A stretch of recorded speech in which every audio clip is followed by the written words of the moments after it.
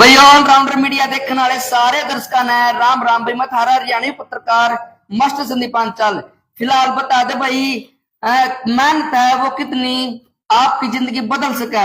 आप ये सोचते हो भाई मेहनत करा हम पढ़ाई करा किसी भी काम में मेहनत कितनी जरूरी है वो कहीं ना कहीं रंग जरूर लावा है। तो आज एक ऐसी मेहनत की मिसाल है शिवानी पांचाल जी जिन्होंने पूरे पानीपत और पूरे हरियाणा का नाम रोशन कराया। तो फिलहाल बता दे कहां पर मौजूद है। फिलहाल मैं मौजूद हूँ मैं पानीपत डिस्ट्रिक्ट के बोडवाल माजरी गांव तक मैं फिलहाल लाइव हूँ। तो मैं जानेंगे शिवानी की भाई संघर्ष भरी कहानी आज आपका बताऊंगे किस तरीके तक आप भी मेहनत करके ना आप अपनी जिंदगी में सक्सेस हो उसको हो। सक्सेस का तरीका क्या है वो शिवानी बताएंगी। तो फिलहाल ज्यादा देरी न करते हुए तो फिलहाल हम शिवानी से ही जानेंगे उनकी संघर्ष की कहानी। तो फिलहाल वीडियो न ज्यादा शेयर जरूर करो और कमेंट बॉक्स में भाई अपनी राय जरूर दे। तो फिलहाल पांचाल समाज की बेटी ने बीसी समाज की बेटी ने बहुत बड़ा काम कर दिया है। फिलहाल अपने गांव का नाम का और फिलहाल अपने समाज का और पूरे हरियाणा का नाम पूरे भारतवर्ष में भाई नाम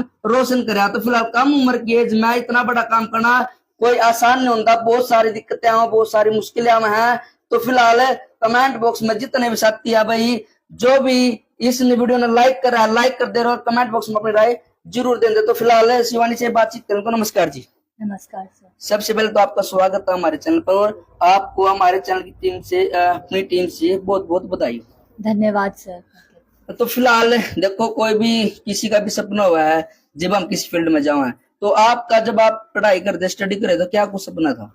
मेरा सपना था कि सिविल सर्विसेज परीक्षा देना और एक एसडीएम के पद पर तो, शुरू से ही था ये आपके मन में कि भाई? हाँ, बचपन से यही था। घर में कभी बात होती थी पूछते थे कि आप बड़े होके क्या बनोगे। जी। तो हमेशा यही था कि मैं ये बोलती थी कि मुझे यही करना है, मेरे को यूपीएससी करना है। तो पढ़ाई की बात करें आप एजुकेशन की बात हो तो एजुकेशन आपने कहाँ से की? मैंने अपनी स्कूलिंग तो नर्सरी से लेके 12वीं कक्षा तक चंदन बाल विकास पब्लिक स्कूल से की है। उसके बाद मैंने जो अपनी ग्रेजुएशन की है वो बीटेक में की है एनआईटी कुरुक्षेत्र से। जी। तो शिवानी जी कोई भी काम आप कर रहे हैं संघर्ष के दिन सब ना देखने पड़ा। क्या आपकी लाइफ में कुछ ऐसे दिन आए हैं? हाँ, संघर्ष के दिन तो जिंदगी का एक नियम ही है, वो बने रहते हैं। पर परिवारजनों के साथ वो भी निकल गए दिन। जी। तो स्पोर्ट की बात करें क्योंकि देखो पहले तो बात मैं आपने बता दूं लड़कियां किसी फील्ड में आज कम नहीं है। और पानीपत डिस्ट्रिक्ट की बात कर आप किसी भी जगत में खेल जगत में लगा लो चाहे वो किसी में खेल जगत में देख लो नीरज चोपड़ा लगातार खंडरा गांव से लगातार अपने मेडल भारत को दे रहे हैं। तो फिलहाल ऐसे ही लड़कियां भी कम नहीं है। तो ऐसे ही पानीपत को पूरे हरियाणा को सपोर्ट कर रही है अपना नाम चमका रही है। तो सपोर्ट की बात करें तो सपोर्ट किस किसी ने करा आपको? सपोर्ट मेरे मम्मी ने, मेरे भाई ने, मेरे छोटे चाचा ने और मेरे पूरे परिवार ने किया है। जी। तो फिर सपोर्ट पूरे परिवार की सपोर्ट हुआ है। ऐसा तो नहीं है भाई लड़की है बाहर पढ़ने जाएगी इस तरीके कोई वो तो नहीं था? नहीं, ऐसा मेरे घर में कभी नहीं हुआ। हम जैसे मैं अपने घर में सबसे बड़ी हूँ तो मेरी परिवार ने सबसे पहले हम मेरे को पढ़ाया है। उन्होंने बोला कि सबसे पहले बड़ा बच्चा पढ़ेगा, चाहे बेटी हो या बेटा, उसी के बाद छोटे बच्चे पढ़ेंगे। तो कई बार ऐसा हुआ शिवानी जी सबके सपने हुए हैं सब सपने देखते तो लेकिन खत्म हो जाओ आत्मविश्वास खत्म हो जाए कहीं ना कोई कारण रहे हैं जब गरीब भी कहलाते रहे किसी के। तो जो साथी इस तरीके की मेहनत करे तो उन तक क्या कुछ कहना चाहोगे? मैं बस ये कहना चाहती हूँ कि आप मेहनत करो। आजकल का इंटरनेट का दौर है, बहुत सारे फ्री रिसोर्सेज है, जैसे यूट्यूब पे काफी जगह ऐसे रिसोर्सेज मिल रहे हैं। अगर आपको किसी भी परीक्षा की तैयारी करनी है, वो कुछ भी हो सकता है, नीट हो सकता है, जेई हो सकता है, एसएससी हो सकता है, यूपीएससी हो सकता है। आप वहाँ के टॉपर्स के बारे में देखो, उन्होंने क्या क्या किताबों का यूज किया, कैसे उन्होंने पढ़ाई की, उससे आप अपने आप खुद तैयारी कर सकते हो। बस आपको एक डिसिप्लिन और एक परसिवरेंस और एक पेशेंस की जरूरत पड़ेगी। हाँ बिल्कुल। पेशेंस की बात करें तो पेशेंस कई जगह अपना कोई भी युवा है कोई भी अपनी तैयारी कर रहे हैं कम मार्क्स की वजह से या किसी तरीके का पेशेंस खोदा अपना खोदा है तो उन साथियों को क्या कुछ कहोगे? देखो, लाइफ में उतार चढ़ाव तो आते रहते हैं, कभी हाईज आएंगे कभी लोज आएंगे। तो आप हमेशा, आपके पास जो भी अगर आपका लो आता है तो अपनी फैमिली वालों से, अपने दोस्तों से बात करो, उन्हें बताओ और आप अपने अंदर एनालाइज करो कि पिछली बार मैंने क्या गलतियां की थी, अब नेक्स्ट टाइम मैं क्या इंप्रूव करके अपने सपने को पूरा कर सकता हूँ। हिम्मत नहीं हारनी चाहिए हमें। तो सबसे पहले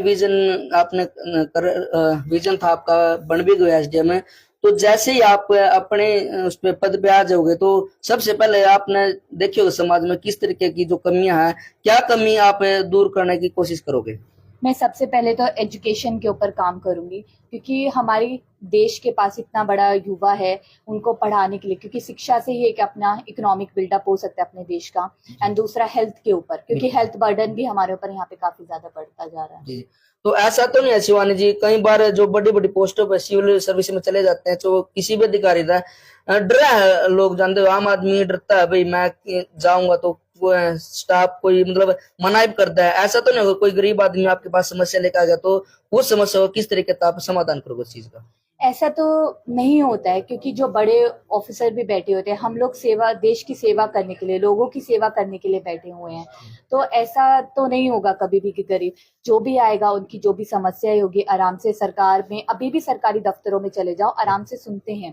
ठीक है, धीरे धीरे थोड़ा थोड़ा सुधार होता रहेगा, और आगे भी आने वाला युवा और हमारा बैच भी आगे ध्यान देते रहेगा इस चीज पर। क्योंकि आप एक मिडिल फैमिली से बिलोंग करो, तो मिडिल फैमिली में बहुत सारी समस्या रहा है और वो समस्या कहीं ना कहीं अधिकारी ही सोल्व कर सकते हैं। तो ऐसे बहुत सारी समस्याएं आऊंगी, तो उनका सामना किस तरीके का आपने पहले फेस कर दिया, क्योंकि आप स्टडी कर रहे हो, तो ऐसी समस्याएं आएंगी तो उनका फेस कैसे करोगे, उनका सामना? देखो, पहला तो अगर मिडिल क्लास फैमिली की बात करें तो उसमें एजुकेशन का ही आता है। बिल्कुल। हमें अपने पेरेंट्स को, अपने बच्चों को एक अच्छी क्वालिटेटिव एजुकेशन देने की जरूरत है। अगर उन्हें कोई भी, अगर बच्चे सभी बराबर नहीं होते हैं, जी। किसी को कहीं जरूरत होती है, अगर किसी को मैथ्स में जरूरत है तो किसी को इंग्लिश में जरूरत होती है, तो पेरेंट्स को, टीचर्स को अपने बच्चों को देखना होगा कि कहाँ पे उसको जरूरत है। कोई स्पोर्ट्स में भी बच्चे आगे निकलते हैं, उनको स्पोर्ट्स में आप उत्साहन दीजिए। इस तरीके से उनकी जो टैलेंट है, उनका पैशन है, उस चीज को आप पहचानिए और उसमें उसका सपोर्ट करिए। आपने कितने एफर्ट्स लगाए, क्या क्या एफर्ट्स लगाए आपने इस परीक्षा को उत्तीर्ण करने के लिए, पास करने के लिए? क्या क्या एफर्ट्स लगाए, क्या क्या सोर्सेज थे आपके पास, कितनी कड़ी मेहनत आपने करनी पड़ी, थोड़ा दर्शकों को बताएं। सोर्सेज, एफर्ट्स की तो बात करें तो लगातार इस पूरी जर्नी में आपको 7 से 8 घंटे रोज कॉन्स्टेंटली पढ़ना पड़ेगा, क्योंकि ये एक मैराथन है जिसमें आपको लगातार करते रहना पड़ता है। क्योंकि 1-2 दिन की पढ़ाई छूट जाती है तो उससे ऐसा लगता है कि एक न्यूज़पेपर छूट गया, तो वो बैकलॉग बनता जाता है।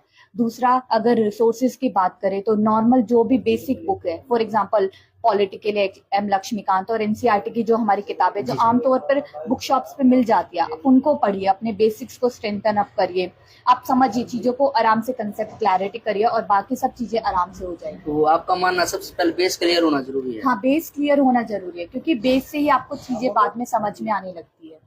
जी जी, बात तो ठीक है भाई, सबसे पहले अपना अपना बेस क्लियर करना पड़ेगा। बेस पूरी जिस तरीके से उन्होंने एफर्ट्स लगाए वो सारी चीजें आपने शिवानी बताने लग रही है। आपने भी इस तरीके की भाई फील्ड में आना है तो शिवानी जी बताने रही है लगातार 7-7 8-8 घंटे भी पढ़ना पड़ता है। इस तरीके का टाइम आपने मिल जाता है घर वाले, परिवार वाले, मतलब लड़की हो, कोई घर के काम भी हो जाए तो ऐसे समय मिल जाता था?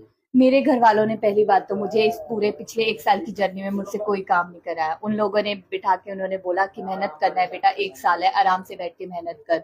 एंड टाइम पूरा मिलता था, पूरे दिन पढ़ने का ही टाइम होता था। और घर में, मेरे घर में शुरू से माहौल है, हम बड़ों से लेके छोटे बच्चों को हमेशा होता है कि रिजल्ट आ रहा है तो हम सब बैठ के सबका एक साथ चेक किया जाता है, स्कूल के एग्जाम्स एक साथ लिए जाते हैं, तो घर का माहौल ही पढ़ाई वाला है। कई लोग बहाने मारते हैं, बहाने लगावा है भाई, को मेरे पास यदि वो होता तो मैं ये कर देता, यदि मेरे पास पैसे होते मैं इसकी कमी से रह गया, उसकी कमी से रहते। मतलब इन लोगों को क्या कुछ कहना चाहोगे जो इस तरीके के बहाने मारे हैं? देखो, बहाने तो मतलब कि आपको एक बंदा ना जो कर रहा है उसका सच उसको खुद को पता होता है, उसके माँ बाप को, उसके भाई बहन को भी इतना सच नहीं पता होगा। आपको पहले पता होना चाहिए जो बहाने आप बना रहे हो वो आपकी लाइफ में आपका सक्सेस जो अचीव करना चाहते हो उसमें वैलिड भी है या नहीं। रही बात, अगर देखो फॉर एग्जाम्पल एजुकेशन की बात करें कि मेरे को कोचिंग नहीं मिल रही है, तो आप यूट्यूब पे देख के पढ़ सकते हो। इतने सारे टीचर्स है, फ्री में यूट्यूब वीडियोस डालते हैं, आप उनको देख के समझो, पढ़ो, एंड धीरे धीरे आप, किताबें इतनी सारी हैं, उनको पढ़ के आप कर सकते हो। बिल्कुल जी, बिल्कुल। तो